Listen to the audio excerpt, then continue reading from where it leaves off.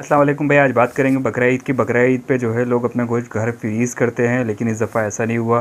क्यों नहीं हुआ जानेंगे इस वीडियो में। बता भाई भाई भाई मेरा भाई बता भाई प्लीज बता लो मेरा बता।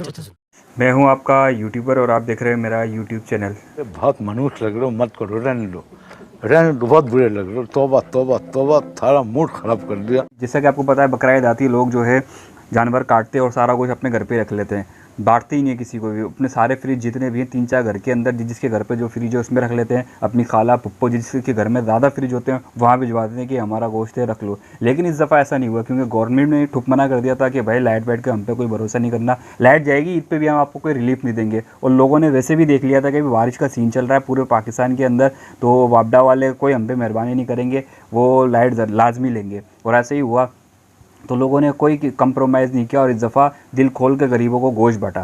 शाबाश बेटा, बहुत बढ़िया। और भाई यही सीन देखने को आया, लोग धड़ाधड़ गोश्त बांट रहे हैं भाई, थैलियाँ बना के बांट रहे हैं। भाई हमारे घर के अंदर भी गोश्त आ रहा है, मैं देख के हैरान भाई। तो हमारे घर पे 3 हड्डियाँ और 3 बोटी बेचते थे थैली के अंदर, इतने इंसाफ पसंद थे। वो ज़रा सा भी ना एक हड्डी ज़्यादा ना एक बोटी कम, बिल्कुल लेवल करके बेचते थे। 3 हड्डियाँ 3 बोटी हमारे घर पे बेचते थे। अबे उनके घर से भी गोश्त आया तो भाई आधा किलो की थैली आई हुई, गोश्त ही गोश्त भरा हुआ। अबे मेरे लिए ये क्या हो गया, ये इंसाफ पसंद चच्चा जो 3 हड्डियाँ 3 बोटी बेचते थे, इस दफ़ा इन्होंने कैसे भाई गोश्त इतना ज़्यादा बेच दिया। तो कौन है ये लोग, कहां से आते हैं? अलग हर जगह यही सीन था कि लोग भाई धड़ाधड़ गोश्त बांट रहे थे, किसी ने भी इस दफ़ा फ्रीज़ नहीं किया। क्योंकि ना गवर्नमेंट ने और ना कुदरत ने, दोनों ने इनको चांस नहीं दिया कि वो घर पे अपने गोश्त को फ्रीज़ कर सकें। भाई ये बातें हैं मेरी कहानी की तरफ। अभी मजा आएगा ना भिड़ो। जैसा कि आपको पता है भाई अपना सीन क्या है, अपनी यूएसबी थी वो ख़राब हो गई, वो किसी काम की नहीं थी। ठीक है, पूरा दिन मेरा ऐसे ही निकल गया, ना किसी ने गाय कटवाई ना किसी ने गोश्त बटवाया, पूरा दिन मेरा ऐसे ही निकल गया। दूसरे दिन मैं उठा, मैंने कहा एक दिन तो निकल गया ख्वारी में, दूसरे दिन कुछ ना कुछ तो करना ही है भाई। तो मैंने कहा चलो यार कोई सीन बनाते हैं और बारबेक्यू का कोई सीन बनाते हैं। दोस्तों को टेक्स्ट किए, उन्होंने ओके किया। मैंने कहा सही है यार। 2 घंटे तुम्हारे भाई ने बैठ के जो है यूट्यूब पे सिर्फ ये देखा कि कोयला जो है वो कैसे जल्दी जलाया जाता है, सिर्फ ये देखा 2 घंटे बैठ के। और जब मैंने इसको देख लिया मैं सीख गया, अपने अंदर इतना प्राउड फील किया। मैंने कहा बस अब जाऊंगा दोस्तों के अंदर, फिर देखना कैसा कोयला जलाऊंगा। सब देख के तेरे भाई की वाह वाह वाह वाह करेंगे, यार ये आया ना बंदा, इसने कैसा जल्दी कोयला जलाया। मैं बाहर निकला, मैंने कहा चलो यार जाता हूँ दोस्तों के घर, थोड़ा दरवाज़ा बजाता हूँ, उनको निकालता हूँ। मौसम टाइट लगा पड़ा है, बारिश वारिश हो रही। मैंने कहा चलो भाई सही है। अभी मैं निकला ही हूँ घर से बाहर, थोड़ी दूर गया हूँ, गली के नुक्कड़ पे छप्पर के अंदर मुझे वही लड़का मिल गया, वो जो जिसने बकरा घुमाते घुमाते बच्ची घुमाई थी। वह मैंने बोला तू क्या कर रहा है यहाँ पर भाई। वो छप्पर में बैठा हुआ, उसके पास 5-6 थैलियाँ गोश्त की, ये भरी हुई आधा किलो की, 1-1 किलो की भाई। वो अकेले बैठा हुआ छप्पर के अंदर अपनी कार्रवाई दिखा रहा। मैं गया, मैंने कहा देख खबर क्या कर रहा भाई तू इधर, यहाँ कौन सी रॉकेट साइंस कर रहा है। बोला मेरी तरफ उसने देखा, बोला यार आदिल भाई क्या हो गया तुम्हें। मैंने बोला मुझे कुछ नहीं हो गया, तू क्या कर रहा, तू अपना बता, यहाँ क्या कर रहा है। बोला मैं कुछ नहीं कर रहा, ये देख रहा हो थैलियाँ, इसको एक शॉपर में डाल लूँ। मैंने कहा हाँ ये दिख तो रहा है तू एक शॉपर में डाल रहा है, पर क्यों डाल रहा है भाई एक शॉपर में।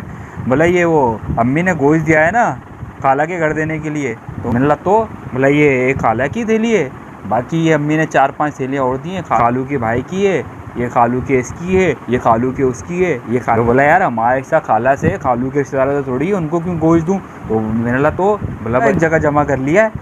मैंने कहा क्यों, बोले अपने काम आएगा ना। मैंने कहा अच्छा ये सीन है, असल सीन ये है। मैंने कहा बारबेक्यू के लिए आपने गोश्त अलग किया है, अच्छी बात है। मैंने कहा करो यार, हमने भी अपने बचपन के अंदर बड़े सीन किए हैं, ये थोड़ा गोश्त छप्पर कर लेते थे, फिर दोस्तों के साथ जाकर बारबेक्यू पार्टी करते थे। मैंने कहा यार ये ज़्यादा अच्छा होता, तुम अपने घर पे पूछते, थोड़ा गोश्त ले लेते, पूछ के लेते, ज़्यादा अच्छी बात थी। तो मेरी तरफ देख रहा, बोला अबे भाई आदिल भाई सठिया वठिया गए हो क्या, लोग तुम्हारे बारे में सही बोलते हैं, तुम गेले हो, अब तुम इतने बड़े हो गए तुम्हारे को अकल नहीं है। गजब बेइज्जती है। मैंने कहा यार ये कैसी बातें कर रहा है। मैंने कहा क्या हो गया भाई तेरे को। बोला हाँ यार मैं बच्चा हूँ, बारबेक्यू के लिए गोश्त निकालूंगा, ये बच्चे करते काम। मेला फिर ये किसके लिए निकाला है। बोला वो अपनी सेटिंग है ना। मेला वो वाली। बोला हाँ। बोला ये उसके लिए निकाला है। बोला ये उसको जाके दूंगा, ये जो मैंने सेटिंग की है ना गोश्त की, ये अपनी सेटिंग को जाके दूंगा, फिर सेटिंग बनेगी सही वाली।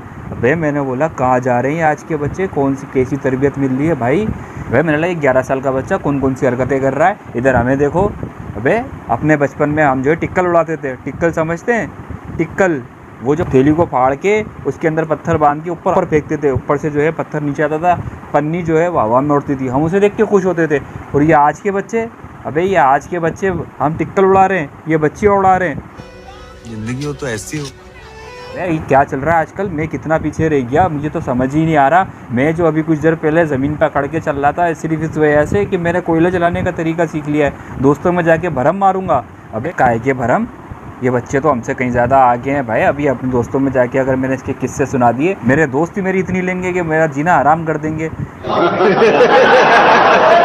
अबे पता ही नहीं चल रहा है दुनिया कहाँ जा रही है, सोशल मीडिया ने बच्चों को कहाँ पहुँचा दिया है। अबे बच्चों पे अपने नज़र वज़र रखो, कहाँ जा रहे हैं, किससे सेट हो रहे हैं। अबे भाई अपने बच्चों का ख्याल रखो यार, इनकी बातें सुनकर हमें थोड़ा सा वो होता है यार कि मैं दुनिया में कितना पीछे रह गया यार।